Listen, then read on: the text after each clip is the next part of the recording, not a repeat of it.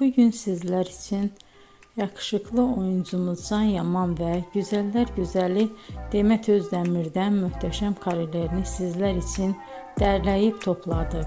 Can Yaman İnadına Aşk, Bay Yanlış, Dolunay, Erkenci Kuş dizisi gibi dizilerde rol almış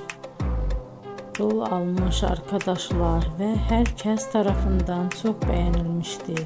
Biz de sizler için onların romantik karelerini derleyip topladık. Arkadaşlar, bu fotoların devamını gelmesini istiyorsanız emeğimize saygı olarak kanalımıza abone olup bol bol yorum yazmayı unutmayın. Arkadaşlar, bizi izleyen herkese teşekkür ederim. Bizden bu kadar.